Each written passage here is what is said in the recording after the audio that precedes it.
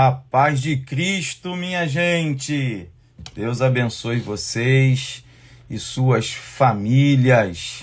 Estamos iniciando a nossa conferência internacional sobre liberdade religiosa. Isso mesmo, um tema importantíssimo nos nossos dias, que nós temos que refletir, temos que estar atentos. Precisamos muito aprender sobre isso, tá? Já estou vendo aqui um dos nossos convidados, o professor Fagner Sandes já entrou.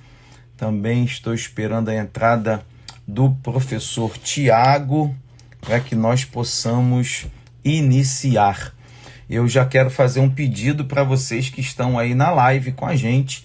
Compartilha essa live com alguém, clica aí na setinha e passa para quem você conhece, porque é um tema que interessa a todas as pessoas, né? Vivemos hoje dias um pouco complicados sobre isso, e aprender sobre esse tema é muito, muito importante para todos nós, tá?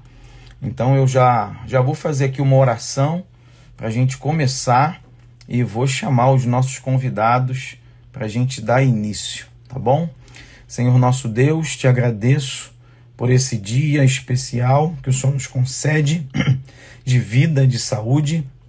Entrego em tuas mãos, Senhor, esta conferência que faremos aqui neste meio virtual, que a tua bênção esteja sobre nós, que a tua graça, a tua autoridade, ela venha abençoar as nossas vidas. No nome de Jesus, amém. Deixa eu convidar aqui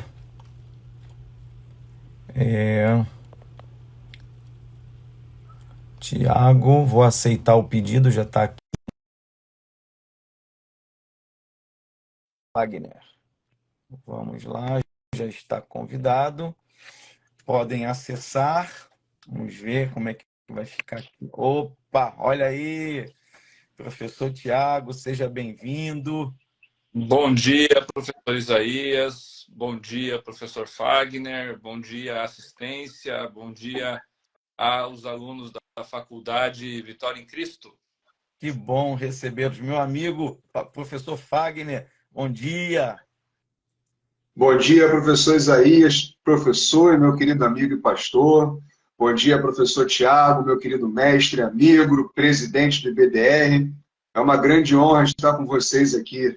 Obrigado pela oportunidade. Que alegria, gente. É um prazer imenso receber vocês e poder conversar sobre um tema tão importante. Como o nosso tempo é corrido, eu já vou aqui ler para vocês o currículo dos nossos convidados.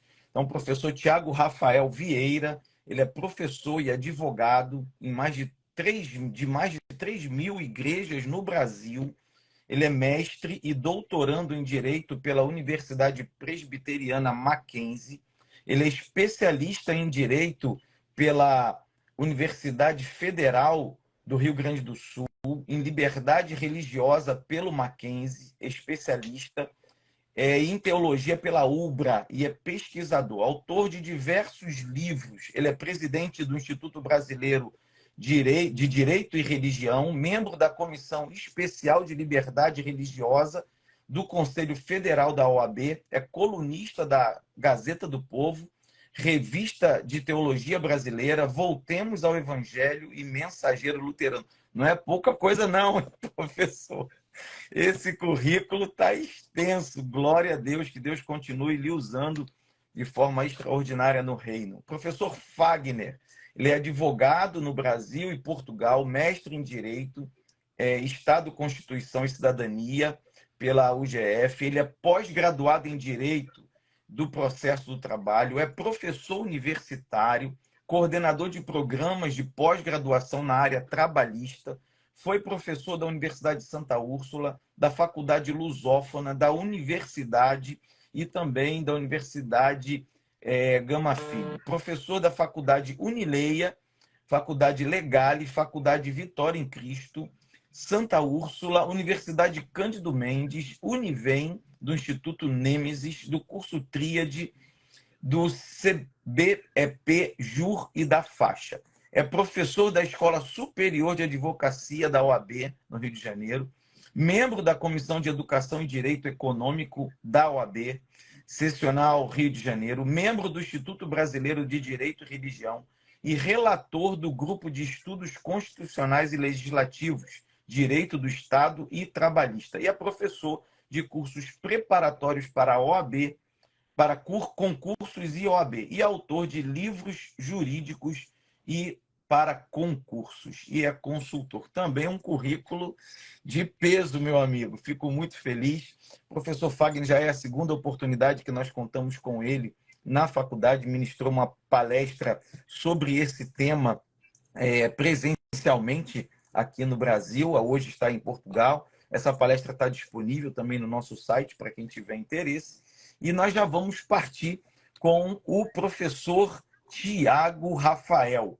Professor Tiago, primeira pergunta para o senhor dentro do seu tema, né? O tema do professor Tiago é a liberdade religiosa e sua historicidade. Existia liberdade religiosa na antiguidade? Então, professor Isaías, primeiro agradecer aqui o convite da Faculdade Vitória em Cristo, agradecer essa oportunidade de estarmos juntos para falar de tema tão caro para o brasileiro e para todas as pessoas no mundo, que é o seu direito de crer e o seu direito de exercer a sua crença. Então, muito feliz aí de estar com vocês. E essa é uma pergunta muito importante, porque geralmente nós conhecemos as liberdades, porque nós vivemos em um país livre, mas nós muitas vezes confundimos, ou então pensamos que sempre foi assim, que as liberdades elas sempre existiram em menor ou maior intensidade, dependendo do regime político, dependendo da pessoa que exercia, do mandatário máximo do país, mas na verdade não é assim. Liberdade, se a gente pensar no tempo que a humanidade existe, a humanidade possui liberdade não faz muito tempo. Liberdade sob o ponto de vista que nós conhecemos hoje, ou seja, liberdades individuais. Na antiguidade, quando nós pensamos na primeira democracia, pelo menos os cursos de direito e de política têm como primeira democracia a Grécia, o que não é verdade, mas estando ali na Grécia, século V, século IV a.C., nós temos ali liberdade, mas liberdade política, uma liberdade coletiva.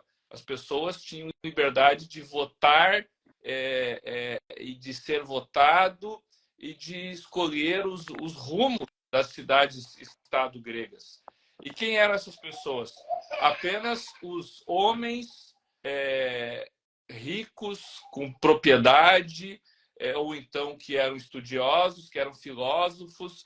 Se pensarmos numa Atenas com 200 mil habitantes, que é mais ou menos o que se imagina naquela época, 30 mil pessoas tinham direito de votar, né?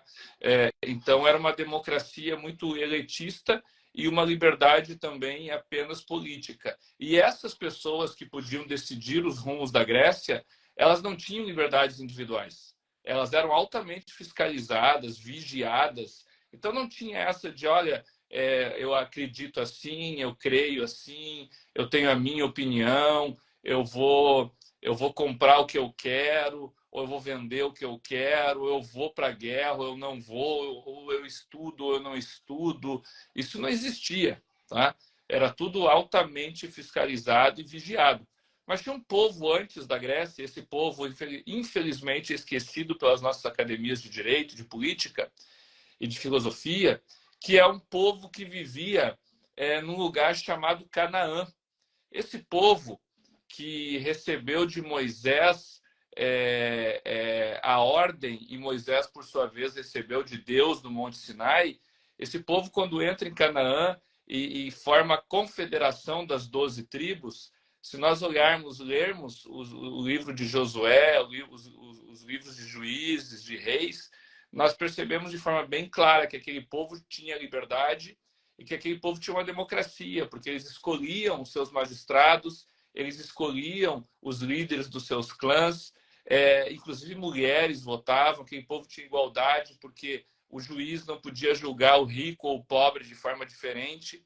Então, se a gente pensar aí, quase 1000 anos antes da Grécia, já existia ideias de liberdade e democracia. E esse povo, sim, já experimentou uma liberdade mais parecida conosco. Mas é algo isolado na história e que aconteceu com o povo hebreu, tanto na Confederação das 12 tribos, quanto nos reinos de Israel.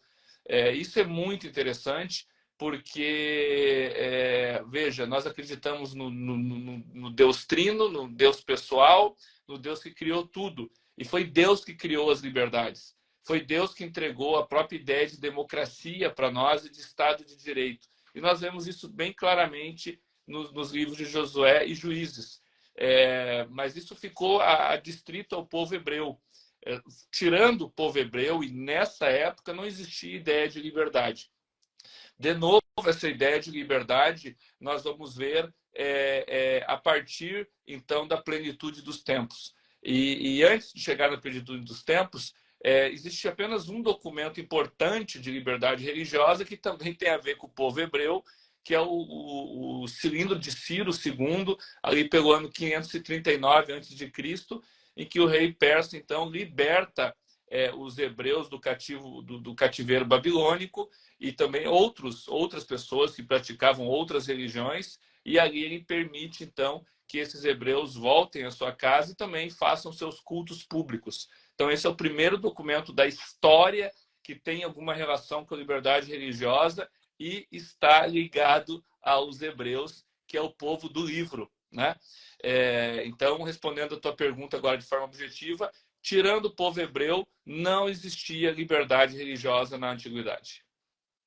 Forte demais. Muito, muito conteúdo, muito conhecimento para nós aí, para quem está na live, tá? Até quero fazer menção, aí entrou o nosso querido professor Johan Esteves, seja bem-vindo, nosso coordenador da graduação de Teologia e meu amigo. Segunda pergunta, dentro desse contexto, professor Tiago Rafael, qual a participação da igreja cristã no desenvolvimento da liberdade religiosa? Ela é total, né?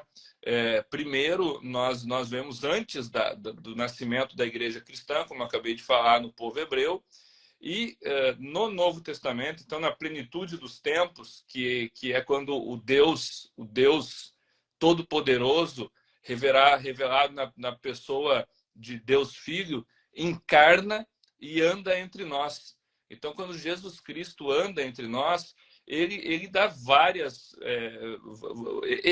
assim como o Pai entregou a ordem para nós, o Filho reforça a ordem. Quando eu falo ordem, estrutura de sociedade, estrutura de poder, é como vocês deveriam fazer as coisas, como vocês deveriam se organizar politicamente. Então, Deus Pai entrega isso para nós e Deus Filho reforça essa ordem e entrega a liberdade, né? Como nós vemos em todo o livro de Romanos e como nós vemos nos evangelhos. Por exemplo, a gente vai ver lá em Mateus 19, bem claro, Deus falando que a fé não pode ser imposta pela força, que a fé é uma adesão da consciência. O próprio Cristo, em Mateus 22, diz que o que é de César, o que é de Deus, demonstrando a separação do que é política e do que é religião, né? Lá em João 4, tá? E também em Efésios 2, fica muito claro que o Evangelho separa a fé religiosa da pertença de uma nação particular, né? Então, a fé religiosa não é uma pertença de uma etnia ou de uma nação. A fé religiosa é de quem quiser ter a fé religiosa e aderir à fé religiosa. A gente vê também em Mateus 18, Jesus deixando claro que a igreja ela é livre para se organizar, segundo os seus próprios critérios. Gente, isso é liberdade de organização religiosa. Jesus diz isso. Então, o primeiro ponto é esse. O Novo Testamento é riquíssimo eu não vou dizer nem pistas, em princípios de liberdade religiosa e de outras liberdades. E se a gente for andar um pouquinho mais, né, a gente sabe que os primeiros séculos foram difíceis para a igreja do caminho, assim que eles eram chamados, né, para a igreja cristã. E mesmo assim, em razão do seu amor e do seu testemunho, acaba que em determinado momento o próprio Império Romano, então, institui liberdade religiosa, porque eles percebem que o sangue dos cristãos, o sangue dos mártires, fazia cada vez a igreja crescer mais, né? César se defrontou com Cristo na arena, no Coliseu, e perdeu. Essa é a verdade. Então, quando nós estamos aí no ano 311, sai o Édito da Tolerância, assinado por Galérios, um dos maiores perseguidores da igreja cristã. Ele desiste. E ele assina o Édito de Tolerância em 311 e concede, então, liberdade para o povo. Em 313, o Édito de Milão, que é o que ficou famoso, do famoso Constantino, então, de uma vez por todas, estipula a liberdade para os cristãos e devolve os bens que foram saqueados aos cristãos. Então, e aí nós passamos aqui algumas décadas e nos deparamos com o grande homem da patrística, com o maior de todos os pais da igreja, chamado Agostinho de Hipona. E Agostinho de Hipona, além de escrever A Cidade dos Homens, que é uma obra fantástica, inclusive importante para essa ideia de distinção, poder político, poder religioso, ele escreve O Livre-Arbítrio. E no livre-arbítrio, Agostinho de Hipona articula, pessoal, uma ideia de autonomia da vontade. Isso é surreal, pensar em autonomia da vontade no final do século IV, início do século V. As pessoas não tinham autonomia, assim, eu vou brincar aqui, mas talvez nem de ir no banheiro. Então não tinha autonomia nenhuma. E Agostinho de Hipona, então, articula uma ideia de autonomia da vontade, que a pessoa é livre tanto para servir a Deus como para servir os seus vícios, se for o caso. Agora, se servir os seus vícios, o destino vai ser a danação eterna. Mas existe uma autonomia da vontade. Eu não quero entrar aqui em teologia, em predestinação, em pré-ciência, em monergismo, em sinergismo, em eleição, em condicional, condicional. Não é isso. Isso é um papo teológico. Agora, para o ponto de vista do direito, Agostinho de Hipona, ele articula, sim, uma ideia de autonomia. Parece para nós isso tão casual, tão trivial, mas isso é algo assim fantástico. E depois de Agostinho de Hipona, mais ou menos uns 100 anos depois, nasce um cidadão chamado Boécio. E Boécio, quando estava preso, ele escreve A Consolação da Filosofia. E a Consolação, ele articula um princípio que está na boca de Matilde. Qual é o princípio que está na boca de Matilde? Dignidade da pessoa humana. Então, as pessoas são dignas, e porque elas são dignas, elas precisam ter liberdade. E por que elas são dignas? Porque elas foram feitas à imagem e semelhança de Deus. Imago Dei. Isso é Boécio, isso é igreja cristã, isso é nós, né? Como diz lá a garotada, né? É nós. O que é nós? É dignidade humana, é liberdade. Isso nasce dentro da igreja cristã. Alguns anos depois, o Papa Gelásio I escreve uma carta brilhante, que é a carta Duo Sunt, em 494, onde ele demonstra a distinção do que é política e do que é religião e a importância de ambas. De novo, gente, um Papa, né? Ou seja, alguém da igreja cristã. Nós estamos falando de 494, que era a única igreja, que era a nossa igreja, né? Então, tudo isso está ligado, está conectado e nasce dentro da igreja. E depois a gente vai ver muito mais coisa aí também acontecendo na igreja, que daí sim faz essa liberdade virar uma liberdade individual. Aqui ainda não. Aqui ainda existia muita dificuldade das pessoas exercerem a sua liberdade individual, mas estava posto as bases filosóficas para lá na frente, como a gente vai ver, lá na frente, daí sim, nós temos liberdades individuais. Meu Deus, forte demais. Terceira pergunta, professor Tiago Rafael. Então, a liberdade religiosa e o Estado laico não são resultados da Revolução Francesa? Pois o senhor já pegou aí, né? Porque o que o pessoal diz aí pelos botecos tomando cerveja e comendo amendoim é que a liberdade religiosa, as liberdades, o Estado laico nasceu na Revolução Francesa e tal, né? Mas não é verdade. Não é verdade.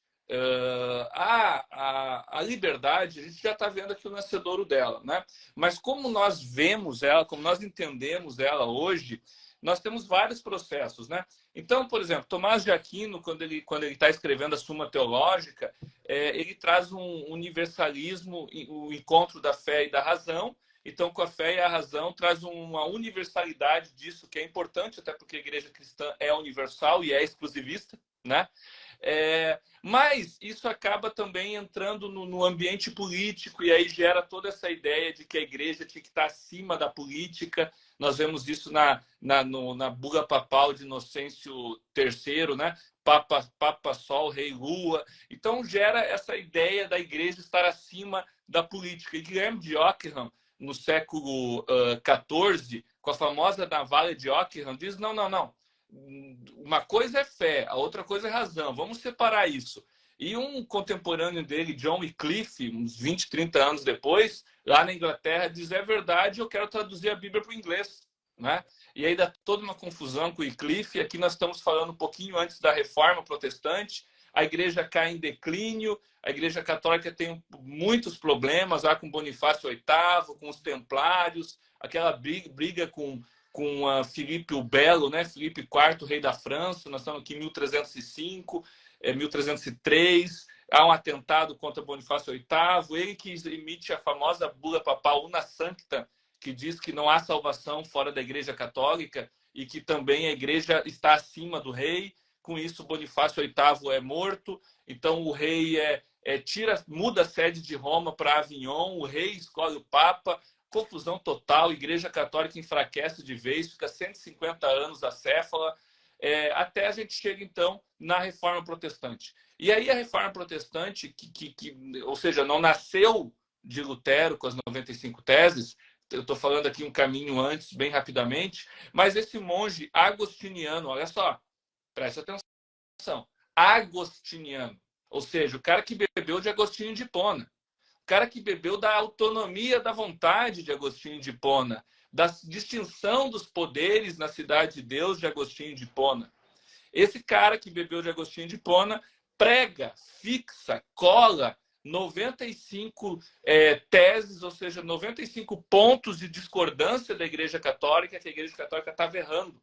Isso dá uma revolução, gente, na Europa, uma revolução, mesmo sem rede social, sem Instagram, sem Facebook, dá uma revolução na Europa, tá? Até que o grande, o Senhor Supremo, o rei dos reis da época, chamado Carlos V, sacro imperador romano germânico, chama Lutero na Dieta de Worms, 1521, bota o dedo na cara de Lutero e diz para Lutero: ô Tchê Bagual, é o seguinte, Tchê, tu tem que negar tudo que tu disse aí, senão tu vai pra forca. Até parece que Carlos V era gaúcho, né? Mas como ele era o cara, então ele devia ser gaúcho. Não, brincadeiras à parte. Então o cara lá de bombacha diz pro Lutero: ó, tu para com tudo isso aí. É agora que tu vai parar com esse negócio. Você sabe o que o Lutero diz para ele? Lutero diz o seguinte, e eu vou ler para vocês. Lutero que era gaúcho. Lutero diz o seguinte: caso não for convencido por testemunhos da Escritura e por motivos racionais evidentes, pois não creio nem no Papa, nem nos concílios, pois é evidente que erraram e muitas vezes se contradisseram. Estou convencido, pelas passagens da Sagrada Escritura que mencionei, pela minha consciência que está presa à palavra de Deus, não posso e nem quero revogar qualquer coisa, pois não é sem perigo e nem salutar agir contra a minha consciência. De outra maneira, não posso, aqui estou, que Deus me ajude. Martim Lutero, Dieta de Worms, 1500. Gente, tem que ser muito galo, que nem dizia o meu pai, para dizer isso para o sacro imperador romano germânico. E ele disse. E ele disse: e aqui está a liberdade de consciência. Eu estou preso à minha consciência que foi formada primeiro na minha família, com meus pais, e depois lá naquele monastério agostiniano, lendo a Bíblia e lendo as obras de Agostinho de Hipona. Eu tenho autonomia da vontade, eu tenho liberdade. Assim, ó, que se explodam vocês estão errados. Bom, ele saiu dali, claro que ia ser morto, mas um príncipe chamado Frederico III rapta ele, esconde ele num castelo. Lá naquele castelo ele traduz a Bíblia do original para o alemão. Inclusive, Martinho Lutero é o grande nome na Alemanha, porque ele, não só teológico, mas também como escritor, porque foi Martinho Lutero que unificou a língua alemã, né, fazendo a tradução da Bíblia. Então, olha só, e aqui, eu estou falando em 1521, né? Não tô falando... Revolução Francesa é muito tempo depois, tá? Nós já temos a liberdade de consciência. Todo mundo teve liberdade de consciência? Não, isso é um processo gradual. O que acontece ali é o famoso princípio cujus regius eius religios. Ou seja, agora a religião é a religião do príncipe. Eu posso ter a minha religião, se eu sou calvinista, eu vou lá para Genebra, porque lá eu estou bem. Ah, se eu sou luterano, eu vou para algum reinado na Alemanha. E assim foi indo, né? Só que lá em 1530 acontece um outro barraco, né? Porque a história é feita de barracos. Henrique VIII diz o seguinte: olha, essa tal de Catarina de Aragão não me dá filho homem, só me dá filha mulher, eu quero ter um filho homem. É o seguinte, eu vou me divorciar, né? E ele pede para o Papa. Você sabe quem era Catarina de Aragão? Catarina de Aragão era filha do Carlos V. Esse Carlos V que eu estou falando aqui só. Então, a filha do poderoso Carlos V. E o cara lá, o Henrique VIII, que também devia ser gaúcho, diz assim: não me interessa que tu é filha de Carlos V, eu quero me divorciar. Aí ele pede para o Papa, com medo do Carlos V, diz: não pode divorciar. Então, o Henrique VIII diz: a igreja sou eu. O que ele faz? Rompe com a igreja católica e forma a igreja anglicana. Né? Mas não foi só porque queria ter um filho homem, porque toda a Inglaterra estava insatisfeita. Insatisfeita com o quê? Em dar dinheiro para Roma. A Inglaterra está crescendo, aqui a burguesia está a todo vapor, a dinastia Tudor colocou a Inglaterra lá para cima, todo mundo estava com o bolso cheio de dinheiro, dando dinheiro para a igreja de Roma. Então, pessoal, olha, vamos ter uma igreja nossa? Que bom, então o dinheiro não vai mais para Roma, o dinheiro vai ficar aqui. Aí, bom, nasce Ana Bolena, dá um filho pro rei Eduardo VIII assume, morre logo tempo depois, vem a Maria Sanguinária, depois passa a Maria Sanguinária é aquela que diz assim: eu tenho mais medo das orações de John Knox do que dos canhões da França. Mas isso é só uma nota de rodapé. Maria Sanguinária morre também, o diabo leva ela, e aí vem quem? Vem Elizabeth I. Elizabeth I é a antecessora da Elizabeth II, para vocês entenderem, a que morreu faz pouco, né? A Elizabeth I, então, estabelece a igreja anglicana, diferencia ela bem da igreja de Roma, está todo mundo feliz com a Elizabeth I, os puritanos têm voz, os puritanos eram aqueles que não concordavam com uma igreja de Estado, mas eles têm voz, eles não são perseguidos e tal. Morre Elizabeth I. Não, ela é a rainha virgem, não tinha filhos, gente, a Elizabeth I. Então, os ingleses, agora, o que a gente faz? Vamos pegar o rei da Escócia. Pega o rei da Escócia, o rei Jaime IV na Escócia, se torna o Jaime I na Inglaterra, 1603. 1604, os puritanos, né, vão lá felizes, chamado no rei Stuart, e diz o seguinte: olha, rei Jaime, vamos separar a igreja do Estado, vamos ter todo mundo liberdade. A gente não concorda com a igreja de Estado, nós queremos ter liberdade individual, vamos fazer alguma coisa? O que o rei Jaime diz? Sem bispo, sem rei, vocês vão morrer agora. E começa a perseguir os puritanos, né? Começa a perseguir os puritanos, perseguir, até que os puritanos fogem para o norte, fogem para a Holanda. Aí é criada a Igreja Batista, né?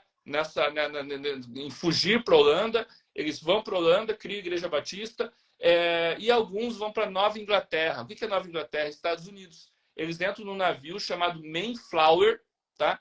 Esse navio, então, vai lá para 102 pessoas, 103 pessoas, vai para os Estados Unidos.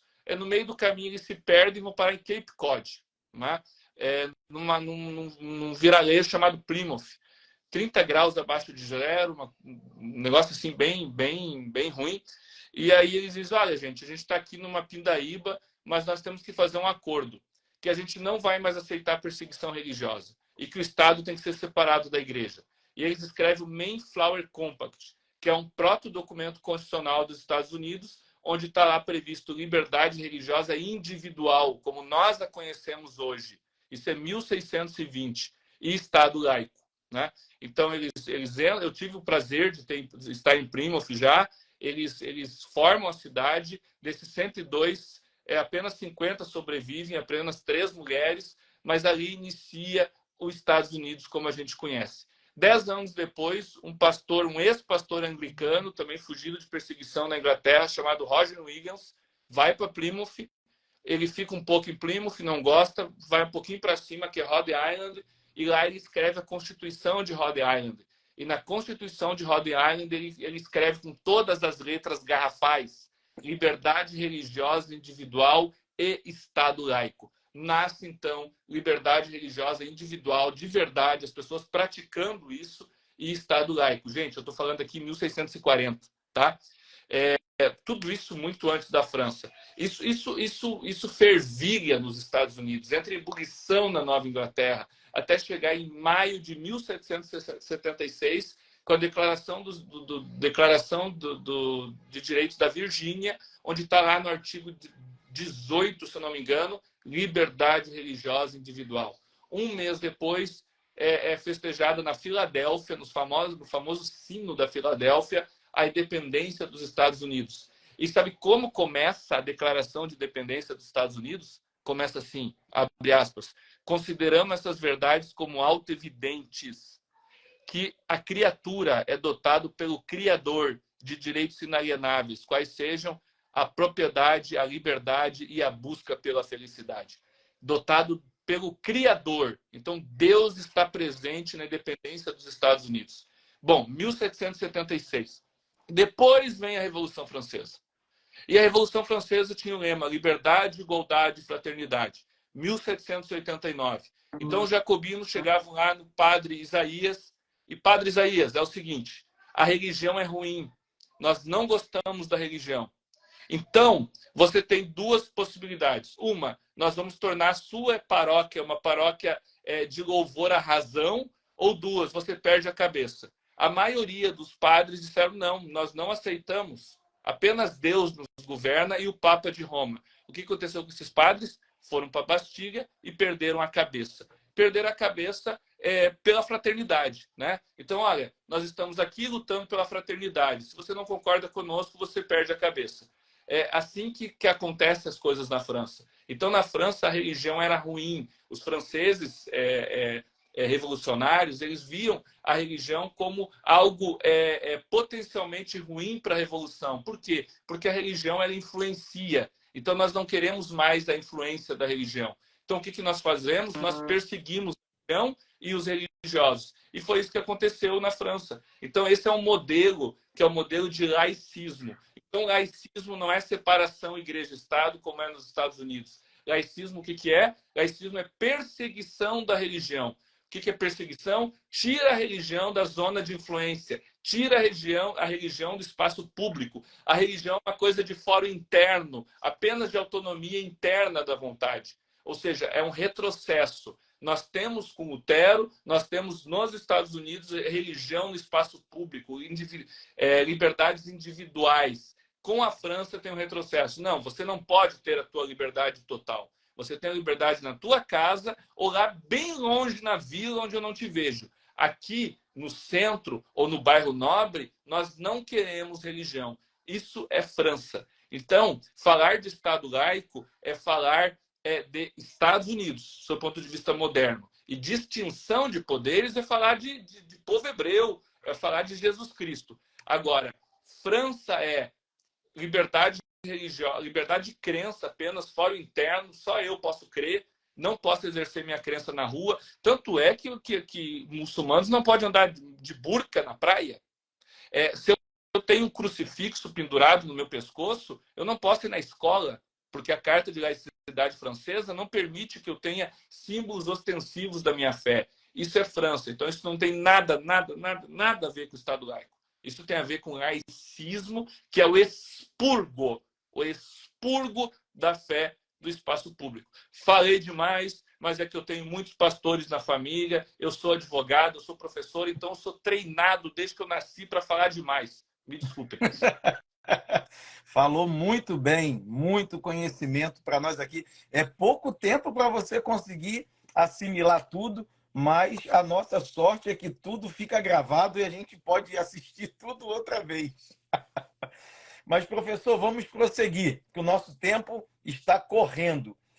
Nossa quarta pergunta, ela lança os olhos para o Brasil. Quais as fontes do Estado laico e da liberdade religiosa brasileiros? Eu não estou com uma bandeira do Brasil aqui. Eu vou comprar a bandeira do Brasil para responder essa pergunta. Mas vocês usem do processo imagético de vocês, agora que estão aí nos assistindo, e fechem os olhos por um momento. E pensem na bandeira do Brasil. Veio a bandeira do Brasil na nossa mente. E se você prestar atenção, no meio da bandeira tem a cruz de Cristo. Aquelas estrelas que formam que estão dentro da orbe azul, que é o Cruzeiro do Sul, elas formam a cruz de Cristo. Então, só isso, já deixa bem claro que nós não temos nada a ver com a França. Porque o símbolo maior do Brasil tem uma cruz nele. Ou seja, o Brasil não expurga a religião. O Brasil não expurga a fé do ambiente público. Basta ver que no preâmbulo da Constituição está lá o nome de Deus. Basta ver que a maioria dos municípios brasileiros, em suas bandeiras, tem alguma referência à fé cristã. Alguns não, mas a maioria vai ter uma cruz ou vai ter algum símbolo que remete à fé. Então, esse é um ponto que é fato, de fácil constatação, que nós não temos nada a ver com a França, sob o ponto de vista de liberdade religiosa e de Estado laico. Nossas fontes estão lá nos Estados Unidos, né, que considera a religião importante. Eu acabei de falar para vocês de cor, inclusive aí informação inútil, essa frase que eu falei é a frase mais falada do idioma inglês. Tá? Então, a frase mais falada do idioma inglês está criador na frase. Criador. Né? Então, nossas origens primeiras estão de Estado laico lá nos Estados Unidos, só que o Estado laico nos Estados Unidos tem o que nós chamamos de wall of separation between church and state, ou seja, o muro de separação entre igreja e Estado. Esse muro foi derrubado. Esse muro foi derrubado aonde? Em Portugal, que é onde está o Fagner, e na Espanha. Por quê? Porque lá os portugueses, os franceses, que bebem muito da escolástica, especialmente a escolástica tardia, porque a escolástica tardia aconteceu em Portugal e na Espanha, e a escolástica é Tomás de Aquino. Então, encontro fé e razão. E a América do Sul, a América Latina, principalmente, ela tem como fonte constitucional a escolástica. Os Estados Unidos tem como fonte constitucional John Locke, Carta de Tolerância, 1689, Pierre Bailey. Então, é uma visão que não é tão, digamos assim, que benevolente à religião como é a visão da escolástica.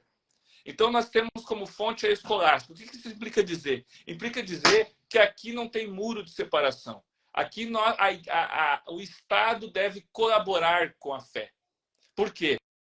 Porque a fé é importante para as pessoas. Como eu sou laico, eu Estado, eu não posso gerir fé, então eu colaboro com as igrejas para que a fé aconteça. Isso acontece na Espanha, isso acontece em Portugal, isso acontece também na Itália, isso acontece na Alemanha, nos níveis um pouco diferentes, mas acontece, e acontece no Brasil. Então, a nossa fonte principal de liberdade religiosa é a Espanha, é Portugal, né? De forma subsidiária, a Itália, a Alemanha e os Estados Unidos. Não tem nada a ver com França, com Bélgica, com Canadá, também com os países nórdicos da Europa, nada a ver. Nossa fonte é Espanha, Portugal, escolástica, essa união de fé e razão, mas não a união da escolástica, mas mais como Ockham entendia, né? A importância de colaborarem juntos, mas cada um com o seu munus, digamos assim. Muito bom. Eu já quero agradecer, professor Tiago Rafael, pela brilhante exposição que o senhor tem feito para nós. Eu vou para a nossa última pergunta para o senhor, para depois passar para... Poder falar também, né? E a nossa última pergunta, ela faz um fechamento disso tudo, né? Por que a liberdade religiosa é chamada de a primeira das liberdades? Isso é importante, né? Porque quando a gente fala primeiro das liberdades, muita gente entende que a gente está falando que a liberdade religiosa é mais importante que as outras. Ou tem um valor, pode até ser mais importante, mas que tem um valor constitucional maior que as outras. Na verdade, a liberdade que é mais importante é aquela que tem mais a ver comigo, né? Então, se eu sou um liberal, um empresário liberal, para mim a liberdade mais importante vai ser a liberdade econômica, né? Se eu sou um jornalista, para mim a liberdade mais importante vai ser a liberdade de opinião, de imprensa. Se eu sou um religioso, vai ser a liberdade religiosa. Então, essa coisa de mais importante depende do destinatário da liberdade, né? Mas agora, do seu ponto de vista de valor constitucional, não existe um direito fundamental mais importante que o outro. Não existe hierarquia entre direitos fundamentais. Então, por que a gente chama ela de primeira? Pelo processo histórico. As pessoas lutaram primeiro para ter seu direito de crer, para ter seu direito de exercer a crença. Depois, as outras liberdades vieram surgindo, né? Então, primeiro, eu creio, eu quero crer, eu quero ter o direito de crer. E daí depois as outras vieram surgindo. Por isso, primeira liberdade, né? Também os norte-americanos colocaram a liberdade religiosa na primeira emenda, né? Então, primeira emenda, primeira liberdade. É isso. Agora, aí eu já vou terminar dizendo o seguinte, né? Tá, mas se não tem hierarquia entre direitos fundamentais, quando um direito colide com o outro, o que eu faço, né? É uma pergunta importante, é uma pergunta difícil de responder, e a resposta mais fácil, primeira, não pode simplesmente afastar uma para aplicar a outra. Porque se afasta uma para aplicar a outra, quer dizer que tem valor diferente, né? Por exemplo, liberdade de culto e direito à saúde. Na igreja fechou, no Brasil fechou as igrejas. Então quer dizer que existiu hierarquia na pandemia. Infelizmente, jogaram o direito constitucional no Brasil no lixo. Então, o que acontece? Tem colisão de direitos fundamentais, eu preciso harmonizar os dois direitos fundamentais em colisão para que exista um espaço de convivência entre eles. Ou seja, eu limito os dois de forma mínima para que os dois continuem existindo. Exemplo clássico, pandemia. Diminui o número de pessoas no culto, que eu vou gerar mais saúde, né? Claro que o direito à saúde também vai estar limitado, né? Para o direito à saúde não estar limitado, teria que fechar a igreja. Então, limita um pouco o culto, limita um pouco a saúde, ambos convivem, ambas liberdades, ambos direitos fundamentais coexistem. Então, é isso. Desculpe aí, pessoal, que eu devo ter falado demais, mas quando a gente fala de uma coisa que a gente gosta, né? Se você perguntar para eu falar aqui da minha esposa, eu vou ficar 2 horas falando da Keila, né? Se você perguntar do meu time de futebol, que é o melhor time do mundo, o Internacional de Porto Alegre, que vai agora meter uns 5 no Fluminense na Libertadores, eu vou ficar falando o tempo inteiro do Internacional. E falar de liberdade religiosa também, eu vou ficar falando o tempo inteiro. Então, desculpe aí pelos meus excessos, pelas minhas brincadeiras. Uma alegria estar com vocês e também com meu querido confrade, meu querido irmão, alguém que eu tributo muita admiração e que eu sou devedor, Dr. Fagner Santos. Professor Tiago, muito obrigado pela sua participação brilhante, enriquecedora. Sem dúvida, aprendemos muito nesse tempo aqui, nessa manhã. Muito obrigado mesmo. Eu tenho visto algumas perguntas aqui e eu vou pedir ao pessoal que está fazendo a pergunta que mande essa pergunta para nós aí pelo direct, que eu direciono tá? Aos nossos professores, porque o tempo está tão apertadinho que eu não vou parar nesse momento para falar as perguntas aqui e dar voz aos professores para responder. Mas você pode mandar a pergunta para a gente no direct, que eu direciono e certamente você vai receber uma resposta da pergunta que você fez. Agora vamos ao nosso querido amigo, o professor Fagner Sandes, que foi quem trouxe o professor Tiago para falar conosco, né? Desde já fica a minha gratidão aqui. E o tema do professor Fagner é Aspectos Gerais da Liberdade Religiosa do Empregado. Então, a gente sai de um universo mais amplo, né, e cai numa realidade mais pontual e importantíssima no nosso dia a dia. Primeira pergunta, meu amigo, e aí, quando você for responder, você já faz a sua introdução. O que é a liberdade religiosa do empregado? Meu querido amigo, pastor Isaías, mais uma vez, parabéns pela organização desta conferência. Obrigado pela oportunidade. Deus une propósitos, como nós sabemos, e por isso deu essa oportunidade de estarmos aqui hoje com meu querido amigo, professor Tiago Rafael, a quem aqui também eu presto as homenagens. O Tiago engrandece o nosso dia a dia, pastor Isaías, de uma forma tão grandiosa. Perdoe-me até por ser repetitivo. O Tiago, ele tem livros muito bons. Eu sugiro que quem ainda não está seguindo o Tiago no Instagram, faça isso imediatamente. Ele tem uma obra junto com Jean Regina, que é o Direito Religioso. É uma obra indiscutivelmente indicada para todos aqueles que estão no dia a dia, não apenas na teologia, mas também no direito. Então fica aí o meu apelo, no sentido de que adquira essa obra, que é fundamental. Foi a primeira obra que eu li acerca de direito religioso, e de lá para cá, em razão das grandes indicações dele, eu tenho me aprimorado cada vez mais. Então, Tiago, fica aqui registrado também meu agradecimento por toda a sua paciência, meu querido amigo. E com relação à temática propriamente do direito do trabalho, a liberdade religiosa do empregado, eu tenho uma facilidade agora de falar sobre isso, em razão de toda a explanação, né, que o Tiago já trouxe para nós acerca da evolução, da historicidade da liberdade religiosa. E eu quero começar trazendo um aspecto particular que, inclusive, ele cita num curso que ele tem no Brasil, na Brasil Paralelo, sobre liberdade e perseguição religiosa, que é o direito de crença. Há um engano que é dito a quatro cantos de que não existem direitos absolutos. E isso, de fato, é uma falsa doutrina. Porque se nós pensarmos, por exemplo, no direito de crença, que aqui eu estou parafraseando o professor Tiago, ele tem que ser encarado de uma forma absoluta, porque senão o Estado vai ditar para mim no que eu posso ou não posso crer. Então é óbvio que o direito de crença é absoluto, mas a gente não pode, obviamente, confundir o direito de crença, a sua essência, o seu núcleo, com a forma pela qual eu exteriorizo o meu direito de crença. Eu posso ter a religião que eu quiser ter, eu posso trocar de religião, eu posso ser ateu, eu posso ser agnóstico, mas isso, evidentemente, não me dá o direito absoluto de externar da forma que eu bem entender. Porque, como o Tiago disse ainda há pouco, nós temos que viver num aspecto de harmonia entre direitos fundamentais, na concordância prática de direitos fundamentais.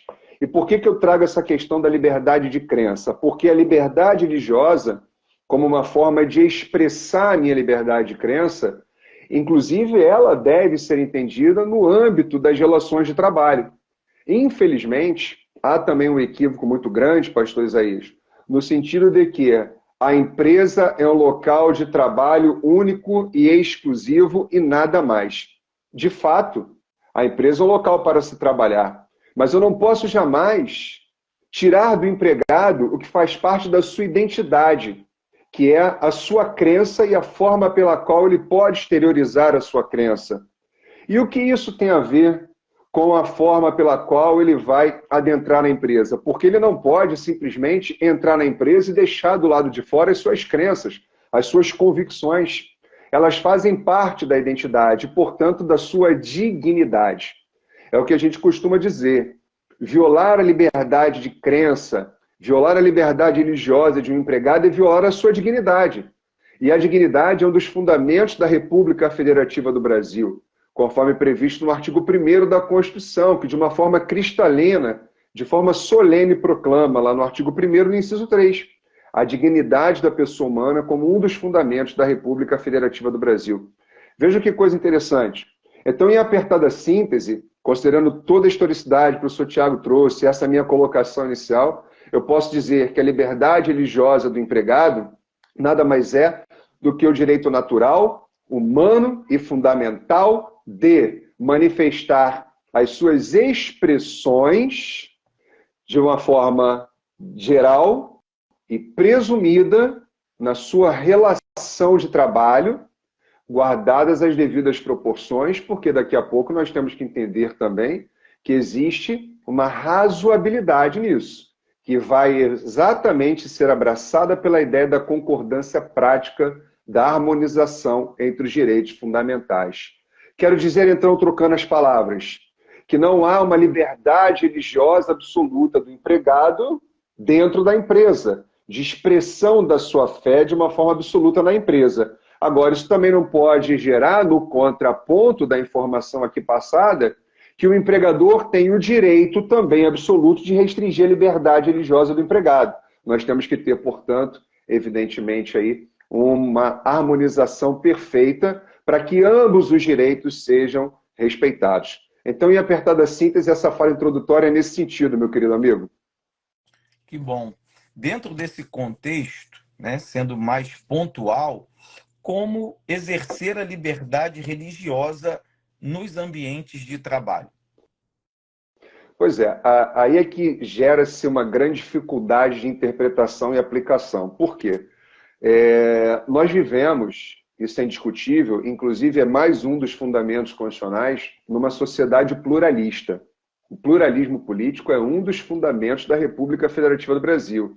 E há uma confusão, professor Tiago, né, que pluralismo político está relacionado, umbilicalmente ligado à pluralidade partidária. Na verdade, a pluralidade partidária é uma consequência do pluralismo político, mas que com ela não se confunde. O pluralismo partidário é um princípio específico previsto lá no artigo 15 da Constituição Brasileira, que não se confunde com o pluralismo político, que é fundamento da República Federativa do Brasil. O que é o pluralismo político propriamente dito? É entender que nós vivemos numa sociedade democrática. Pluralismo não é monismo. Então, olha que coisa interessante. O parágrafo único do artigo 1º da Constituição diz que todo poder emana do povo, que o exercerá diretamente ou por meio de seus representantes eleitos nos termos desta Constituição. Então, o que isso significa na prática?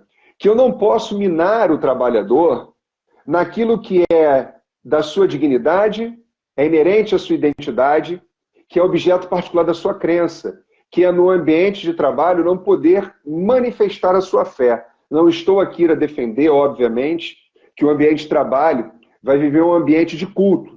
Claro que, por exemplo, guardadas as devidas proporções, aquelas entidades que são entidades de tendência, a gente já tem até essas particularidades, mas não vou nem entrar nisso aqui, já que estamos falando de apenas aspectos gerais. Mas, a grosso modo, o que a gente tem que perceber? Se nós vivemos numa sociedade pluralista, o ambiente de trabalho ele vai ser naturalmente pluralista. Ainda, volto a dizer, que em instituições de tendência, um pouco mais restrito, mas também há. E é óbvio, por exemplo, que quando a gente pensa aqui em Portugal, Itália, Espanha, como o professor Tiago colocou berços, né, da liberdade religiosa, que em Portugal, por exemplo, nós temos a lei, né, número 16 de 2001, a lei da liberdade religiosa, que de uma forma bem minuciosa trata, né, da liberdade religiosa, inclusive um dever de acomodação do empregador, quando se fala da jornada de trabalho para efeitos de exercício dos primados da liberdade religiosa do empregado. Nós ainda estamos numa fase muito incipiente, professor Isaías e professor Tiago, de entender essa liberdade religiosa do empregado na relação de emprego, porque, prima facie, as pessoas têm logo a ideia de rejeição. Não existe a menor possibilidade do empregado ter a sua manifestação religiosa no ambiente de trabalho. Por exemplo, será que eu poderia lançar a mão do proselitismo religioso para tentar convencer algum colega de trabalho, de que Jesus é o único caminho, a verdade e a vida? Sem ele não há salvação? Ou será que isso estaria impedido? Será que um regulamento empresarial poderia prever, através de uma norma, impedimento para que assim atuasse? Será que seria legítimo esse impedimento no regulamento empresarial? Será que eu poderia sofrer punições por parte do meu empregador em razão dele ter o poder diretivo, que aí obviamente tem o poder de organização, tem o poder disciplinar, tem o poder punitivo, de exercer essa minha liberdade religiosa?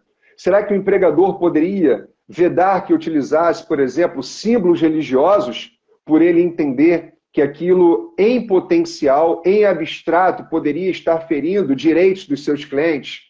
Tudo isso é discutido hoje no Brasil, mas não só no Brasil. A Suprema Corte norte-americana já se debruça sobre casos similares há anos. O Tribunal Europeu dos Direitos Humanos também, com relação a muçulmanos, judeus, enfim, cristãos, adventistas do sétimo dia. Isso tudo por quê? Porque o mundo vive o pluralismo. Queiram os países ou não, o mundo vive o pluralismo. Ademais, considerando esse fluxo migratório, né, existente. Então é indiscutível que as sociedades, elas precisam se adaptar a um pluralismo, ainda que esse pluralismo ele venha sendo imposto de uma forma paulatina em razão do fluxo migratório. E isso é natural, porque faz parte do direito humano. É um direito natural, volto a dizer, humano e fundamental. Então, amigos, para não prolongar muito, né, em apertada síntese, é isso, é o respeito ao pluralismo dentro das entidades empresariais, mesmo que de tendência, que faz, portanto, que o empregado tenha esse direito de exercer a sua liberdade religiosa, guardadas as devidas proporções, com razoabilidade. E como que a CLT trata desse assunto? Pois é, eu confesso que quando eu olho para a CLT, eu sinto uma timidez muito grande, na verdade, do nosso ordenamento jurídico no geral. Por quê? A CLT até fala sobre questões religiosas. Por exemplo, o artigo 4º, no inciso 1º, que foi inserido pela reforma trabalhista em 2017. Olha que coisa, em 2017 é que nós tivemos a inserção na CLT de uma previsão bem específica sobre práticas religiosas dentro da empresa não serem consideradas tempo à disposição do empregador para fins de cômputo de tempo de jornada. Está lá no inciso 1º do artigo 4º. Não obstante, nós temos ainda o artigo 510b, inciso 5 da CLT, também inserido pela reforma trabalhista. Em 2017, para quem não sabe, a reforma trabalhista foi a Lei 13.467, que entrou em vigor no dia 11 de novembro de 2017. E ela também inseriu esse artigo que eu acabei de citar, o 510b, que fala da Comissão Representativa dos Empregados, comissão esta que deve, dentre inúmeras outras ordenanças legais, buscar assegurar um tratamento justo e igualitário e respeito à liberdade religiosa para que não haja prática de discriminação em razão da religião. Olha que coisa interessante. Com a reforma trabalhista, volto a dizer, me perdoem por estar sendo repetitivo, mas é importante, que foi isso 2017. E ainda é tímido o sistema, ainda é tímido. Curioso é o artigo 223C da CLT, professor Tiago. Por quê? Ele também foi inserido pela reforma trabalhista. Ele fala sobre, ali nesse capítulo da CLT, ela fala sobre as questões inerentes a dano extrapatrimonial, danos morais, em razão aí de quaisquer tipos de práticas assediadoras no âmbito das relações de emprego. Mas o que salta aos olhos para mim é que o artigo 223C, quando ele fala, né, do que é o bem jurídico protegido por parte da pessoa física, do trabalhador, ele fala de imagem, intimidade, autoestima, sexualidade, saúde, lazer, integridade física e fala de liberdade de ação, mas não toca nas questões religiosas. Não toca, por exemplo, na discriminação religiosa. Mas aí eu vou conjugar, fazer uma interpretação sistemática aqui, ou seja, utilizando o sistema da CLT para chegar à conclusão que eu quero expor, o artigo 4º, inciso 1º, com o artigo 510b, inciso 5, e este artigo 223c, lá no seu caput, quando ele fala de liberdade de ação. Então, se eu tenho liberdade de ação e ser um bem jurídico protegido, e a CLT e a Constituição e as normas internacionais tratam da liberdade religiosa, então eu tenho que entender que essa minha liberdade de ação também protege a minha liberdade religiosa nos domínios das relações de trabalho. Portanto, violar a minha liberdade religiosa seria, prima facie, uma prática de assédio moral, uma prática de violação à liberdade religiosa. Recentemente, pastor Isaías, só para terminar essa minha fala, nós tivemos aí a entrada em vigor da Lei 14.467 de 2023, 14.647 de 2023, se não me falha a memória, depois aí quem puder confirmar, promulgada pelo presidente Lula, no sentido de gerar impedimentos normativos para reconhecimento do vínculo empregatício, por exemplo, entre pastores e entidades religiosas, ressalvado o desvirtuamento e a atuação voluntária, que é o que diz o parágrafo 3º. Desvirtuamento no sentido da finalidade religiosa e deixar de ser também voluntário. Mas isso é uma outra questão, a gente pode até, em outro momento, trazer esse assunto de uma forma mais específica. O que eu quero trazer, na verdade, é o seguinte: houve um grande festejar, né, professor Tiago, com base nessa lei. Ah, a lei agora veda, mas eu devo dizer, devo registrar, não houve nenhuma novidade jurídica com essa lei. Nenhuma. Então, o governo não fez nada de novo. Ele apenas colocou na CLT o que já é objeto da jurisprudência brasileira há praticamente 15 anos. Não tem nada novo. Né? O Tribunal Superior do Trabalho já tem decidido assim reiteradamente, os tribunais regionais do trabalho têm decidido assim reiteradamente.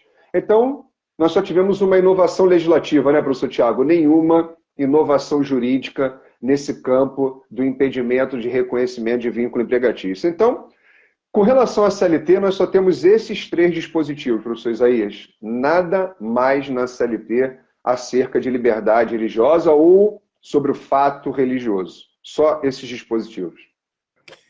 Meu amigo, dentro ainda desse contexto, o empregador é obrigado a aceitar a liberdade religiosa do empregado? Essa é uma boa pergunta, como todas as outras, mas essa é um pouquinho mais especial. Por quê? O empregador ele tem que cumprir uma função social. Isso é fato. Mas, ao mesmo tempo, o empregador ele também tem o seu poder diretivo e as suas vertentes. Poder organizacional, o poder disciplinar, o poder punitivo. Então, eu tenho um direito fundamental de um lado, do empregador, e eu tenho um direito fundamental do outro, do empregado. E como deixou muito bem registrado o meu querido amigo professor Tiago, nós temos que gerar uma harmonização entre esses direitos. Eu posso dizer, meu caro amigo professor Isaías, que, em princípio, o empregador deve sim respeitar a liberdade religiosa do empregado. Mas nós vamos entender o seguinte: não tem como se negar que a liberdade religiosa ela faz parte hoje do mundo corporativo. Isso é inegável. Em qualquer ambiente corporativo que nós adentremos, nós vamos verificar uma pluralidade religiosa, como já dito anteriormente. Seja nas instituições de tendência ou não. Isso é fato. Isso acontece, é natural. Então, o empregador, respondendo a sua pergunta, ele deve sim, em regra, respeitar a liberdade religiosa do empregado, procedendo com o que se denomina de acomodação razoável. Acomodar a liberdade religiosa desde que essa acomodação seja razoável. E o que é essa acomodação razoável? É que o empregador ele tem que respeitar essa liberdade, fazer valer de forma eficaz essa liberdade religiosa do empregado, desde que não haja para ele, empregador, um encargo excessivo e um prejuízo manifesto ao desenvolvimento da sua atividade empresarial. Por exemplo, já se discutiu no Tribunal Europeu dos Direitos Humanos uma demissão por justa causa que foi invalidada no tribunal em razão do empregado, que era adventista do sétimo dia, não poder, por exemplo, ter o seu repouso em razão do pôr do sol da sexta até o pôr do sol do sábado, e o empregador entender que aquilo era uma falta, mesmo ele tendo comprovado, através de um procedimento exigido pela empresa, acerca daquela vertente dogmática da sua liberdade religiosa. Mesmo assim, a empresa considerou aquilo como uma falta, não quis fazer a acomodação que era possível, através do sistema de compensação de horário, era possível fazer, e ficou comprovado no processo que era possível fazer. Então, como a empresa não quis, por alegar abstratamente que não seria razoável, sem a prova dessas duas facetas que eu acabei de expor, o Tribunal Europeu, então, entendeu que a demissão foi nula, em razão dessas particularidades que eu acabei de citar. Então, de partida, eu devo dizer o seguinte, que todas essas questões devem ser resolvidas e analisadas casuisticamente. Não há uma fórmula geral. O empregador tem ou o empregado tem. Ambos têm, mas nós temos que fazer uma análise o quê? Casuística, específica de cada caso, para empregar a melhor solução possível dentro dessa concordância prática dos direitos fundamentais. Agora, não obstante, esse dever de acomodação razoável, as primeiras notícias que temos de sua existência, elas estão lá nos Estados Unidos da América. A Suprema Corte Americana, como eu disse, já se debruçou várias vezes sobre isso.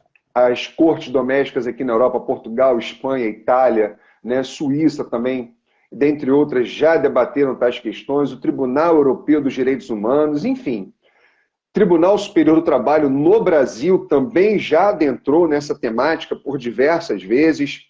Inclusive, eu participei de uma conferência um mês atrás da Escola Judicial do TRT da Primeira Região, onde nós expusemos algumas decisões judiciais sobre essa temática no âmbito da jurisprudência brasileira. Enfim, então a regra é essa, professor Isaías. Sim, o empregador deve proceder com a acomodação desde que ela seja razoável. E a análise tem que ser casuística. Se o empregador simplesmente resistir de uma forma que ele não observe o direito fundamental à liberdade religiosa do empregado, ele pode estar praticando um ato discriminatório e, portanto, cometendo um assédio religioso. Excelente, excelente. Meus amigos, nós já estamos caminhando para o final da nossa conferência. Eu quero deixar aqui uma oportunidade, meu amigo Fagner, colocar suas observações finais e depois nosso convidado de honra, professor Tiago, poder também colocar as suas considerações finais. Ok. Só me permita, então, fazer uma complementação nessa questão do dever de acomodação razoável, e aí será a minha fala derradeira. As perguntas que nós sofremos diariamente, dos empregadores e dos empregados, é se há ou se não há limite para esse direito da liberdade religiosa do empregado e desse dever da acomodação razoável por parte do empregador. E a resposta é sim, existe limite. E o limite é exatamente a razoabilidade. Então, quero com isso dizer que ambos os direitos não podem ser aniquilados, parafraseando o meu amigo professor Tiago. E aqui eu quero trazer um exemplo de um dos grandes pesquisadores que nós temos também nesse tema, que é a liberdade religiosa nas relações de trabalho, que é o professor Aloysio Cristóvão, e ele dá um exemplo, por exemplo, da contratação de um cristão por uma rádio muçulmana. E aqui é para reflexão, para nós refletirmos, tá? Ele dá o exemplo, mas não conclui se seria ou não razoável essa situação de uma forma taxativa. Então, uma rádio muçulmana contrata um cristão e diz para ele o seguinte: olha, você pode falar sobre tudo o que você quiser no que toca aos pontos de convergência das religiões monoteístas. Mas, em hipótese alguma, pode falar sobre a divindade de Jesus. Isso você não pode falar. E a pergunta é, será que o empregador, como é um empregador de tendência, ele poderia gerar esse tipo de restrição nessa relação de trabalho? E aí, a primeira perspectiva de pensamento que vem, ora, o empregado ele tem também o dever de fidelidade com o objeto empresarial. Ele tem o dever de fidelidade ao poder diretivo do empregador. Então, nesse caso, seria legítima a restrição por parte do empregador da expressão religiosa do empregado no que toca àquela limitação imposta. Então, é para a gente refletir, né, dentre inúmeras situações, para contextualizarmos essa limitação que há à liberdade religiosa do empregado, assim como também no contraponto, há uma restrição também, uma limitação ao poder diretivo do empregador. Porque se o empregador não tivesse limite no seu poder diretivo, ele não deveria respeitar a hipótese de uma dignidade da pessoa humana. E aí, voltando ao início da minha fala, a liberdade de crença é absoluta, faz parte da identidade, e a dignidade da pessoa tem que ser respeitada. Logo, a liberdade religiosa dela também, dentro de uma razoabilidade para que haja uma concordância entre ambos os direitos. Então, eu espero ter deixado alguns pontos aqui para reflexão. É algo que a gente precisa ter aprofundamento, uma análise casuística. Agradeço mais uma vez ao professor Isaías por essa oportunidade, à Faculdade Vitória em Cristo. Que Deus continue abençoando esse propósito, meu querido amigo. Professor Tiago, obrigado pela participação sempre esplêndida, meu amigo. Que Deus continue abençoando aí o seu intelecto cada vez mais. Obrigado, um grande abraço a todos. E quem quiser, nós estamos à disposição para sanar dúvidas. Professor Tiago, por favor.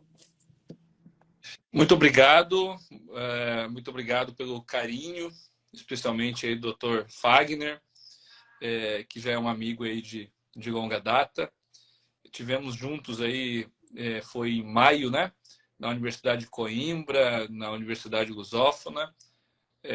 Foi muito, muito especial aí, espero revê-lo em breve. O professor Isaías, que eu estou tendo o prazer de conhecer agora, quero colocar ao seu serviço, especialmente se for serviços leves, a minha pessoa aqui de obra. Serviços pesados a gente deixa com o Dr. Fagner, né? E também do Direito Religioso, do Instituto Brasileiro de Direito e Religião. Pessoal aí que quiser seguir, né? @Direito Religioso Oficial e também @Instituto_IBDR.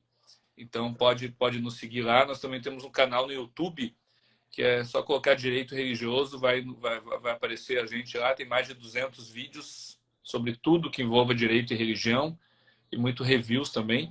Teve uma pergunta aqui interessante de um aluno do Marx, lá de Portugal, e sobre a questão da Umbanda, das religiões afro no SUS, né? Na resolução do CNS 700. O que eu achava, né? E pelo tudo que eu falei aqui, eu achei ótimo ter a Umbanda no SUS, como o ser humano, ele é o homo religious, né? O que é homo religious? O ser humano, ele precisa da religião, né? É uma condição intrínseca dele, a religiosidade. Inclusive, o próprio direito de ser ateu é um direito que decorre da liberdade de crença, ao meu ver, e está comigo nada mais, nada menos que Robert Alexy, em Teoria dos Direitos Fundamentais, né? Mas o grande erro, para mim, do governo foi colocar apenas a Umbanda, né?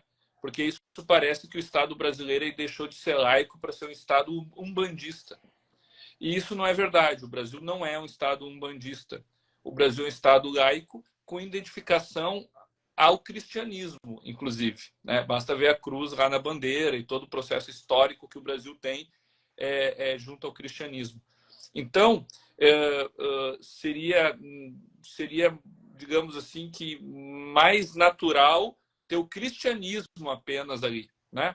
Por quê? Porque o cristianismo é a maioria da religião dos brasileiros e porque o Brasil tem uma identificação com a igreja cristã. Mas não que seria o adequado. O adequado, do ponto de vista constitucional, é que tivesse todas as religiões nessa resolução 715. E essa é a nossa diferença para Portugal e Espanha. Lá em Portugal e Espanha, se tivesse uma resolução dessa, né, Dr. Fagner, seria a Igreja Católica.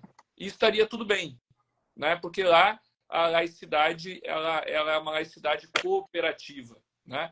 Agora, no nosso caso, deveria ter todas as religiões. Então, aqui fica uma crítica ao governo federal de não incluir todas as religiões, né? Então é isso, gente. Muito obrigado aí novamente pelo carinho. Estamos à disposição. Sigam aí nas nossas redes. Quem quiser comprar nossas obras, tem na Amazon e tem também no nosso site direitoreligioso.com.br. A obra Direito Religioso já está na 4ª edição. Trata também discurso de ódio, né, que é um assunto que está em voga aí. Posso falar que a religião do outro é de demônio? Está lá no nosso livro Direito Religioso, Questões Práticas e Teóricas. Inclusive, nós temos uma coluna na Gazeta e hoje eu escrevi sobre isso, Gazeta do Povo. Então, quer saber se você pode falar que a religião do outro é de demônio? Entra lá na Gazeta do Povo, Crônicas de Estado Laico, que eu disse isso. Se você pode ou se você não pode, né? Do seu ponto de vista constitucional. Então, é isso, gente. Muito obrigado. Gente, eu agradeço a participação de vocês, né? A iniciativa do meu amigo professor Fagner, companheiro aí de já há alguns anos, e a gente não vai ficar só nessa não, né? Vamos ter outros eventos. O direito religioso é uma área importantíssima que precisa ser aprendida, né? E Deus tem dado a vocês aí a capacitação. E eu digo quando eu vou lançar um desafio. A Faculdade Vitória em Cristo precisa ter uma disciplina de direito religioso nas graduações de teologia e precisa ter um pós em direito religioso. Lancei o desafio. Desafio aceito. Boa. E eu conto com vocês, né?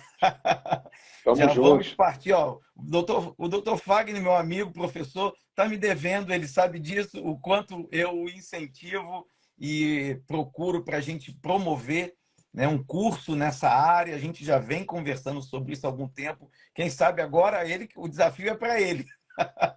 A gente vai conseguir chegar lá e vamos chegar a uma pós-graduação em direito religioso, por que não? Né? Não apenas um curso, não apenas uma disciplina, mas também uma pós-graduação em direito religioso para aqueles que querem continuar avançando. Vamos montar e já temos 2 professores especialistas, né? Eu fiz direito também, mas eu sou o menor da casa, então a gente vai trabalhando Já junto. somos 3, então. E vamos chegar nesse objetivo aí, que é um objetivo importantíssimo, levar conhecimento, solidez para as pessoas, porque precisamos estar preparados.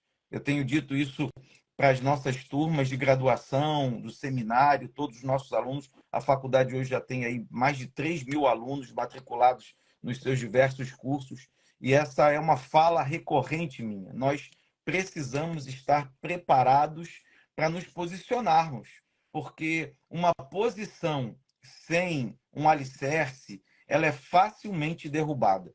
Mas uma posição bem alicerçada, ninguém consegue derrubar. Então, nós precisamos nos capacitar. E eu conto com vocês, né? Agradeço por essa manhã maravilhosa, esse tempo que passamos aqui de grande aprendizado. Já deixo registrado, vai ficar no nosso YouTube, vai ficar no nosso canal também do Instagram. Quem quiser pode compartilhar com outras pessoas, porque é um conhecimento necessário. E desafio aceito, doutor Fagner, doutor Tiago, estamos juntos nessa caminhada, vamos produzir material para o reino de Deus. Muito obrigado a todos pela participação. Deus abençoe vocês e suas famílias. Amém. Até a próxima. Até a Bom dia para todos.